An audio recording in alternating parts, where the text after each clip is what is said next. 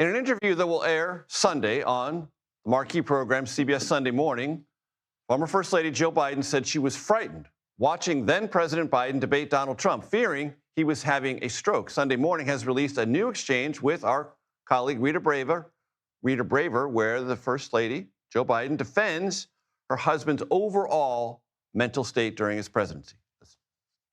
Did you ever see signs that he was falling into cognitive decline? No. No. No. Truly? No.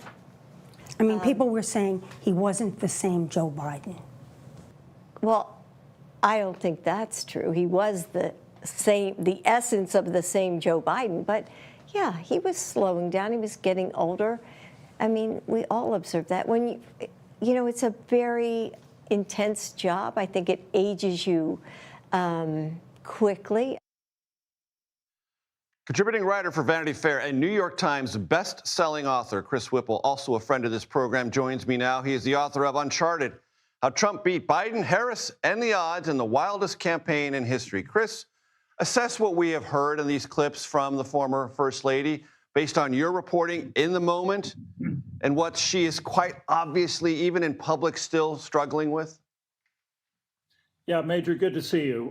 You know, there's a conventional wisdom that is hardened into almost an article of faith that Joe Biden was Woodrow Wilson, that he was non-compos mentis, helpless, sitting in a corner while a cabal of aides was running the country by autopen. And frankly, it's nonsense. I mean, it's much more complicated and nuanced than that. And so I have real sympathy for Jill Biden here. And I think the tragedy of the Biden presidency was his inability to realize, face up to the fact that he was too old to run for re-election or govern effectively in a second term. But there really is no compelling evidence that Joe Biden was not functioning well behind closed doors. I mean, literally on the day of his abdication, when he put out that statement from Rehoboth Beach, he was on the phone negotiating a complex multi-nation prisoner swap.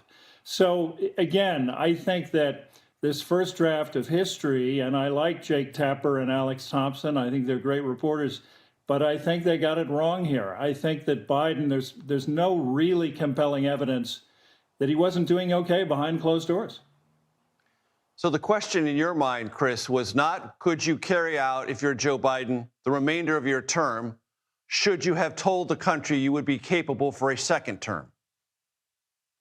Yeah, there's just no question about it. It was a tragic mistake on Biden's part. It will stain his legacy, his inability to face the fact that it was just not believable that he could serve effectively for another term when he would have been, what, 86? That just wasn't going to fly. Jill Biden is complicit in that decision, in that failure to face that reality. But what I'm saying here, and what I think is fascinating for historians, you know, Jill Biden said she thought he was having a stroke during that debate. I thought he was having a stroke during that debate.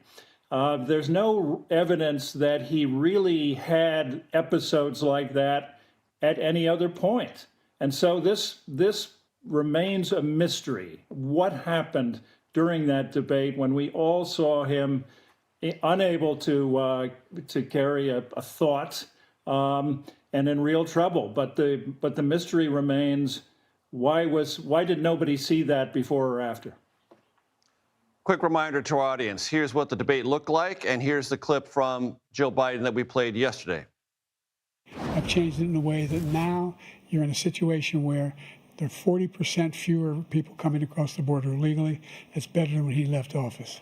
And I'm going to continue to move until we get the total ban on the total initiative relative to what we're going to do with more Border Patrol and more asylum officers.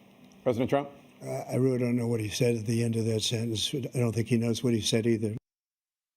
Were you horrified as you saw it unfold?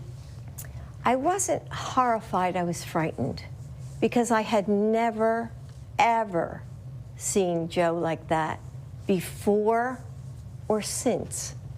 Never. Or since? Yes, or You've since. never seen him like Never. that No. What happened? I don't know what happened. I mean, as I watched it, I thought, oh my God, he's having a stroke. And it scared me to death. Chris, very quickly, you said you're sympathetic to Dr. Joe Biden. Is that sympathy in any way leavened by her complicity in telling the country, as Joe Biden did, he was fully capable of campaigning for and carrying out a second term?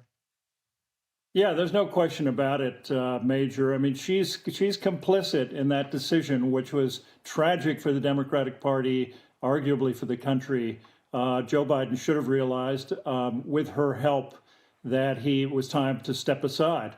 It's also hard to explain Jill Biden's behavior after the debate, literally that evening, when she said, words to the effect of, Joe, you did a great job. You answered every question, when he clearly had not. And she was afraid that he was suffering from a stroke. Indeed. Chris Whipple, great stuff as always. I appreciate it, sir. Thank you.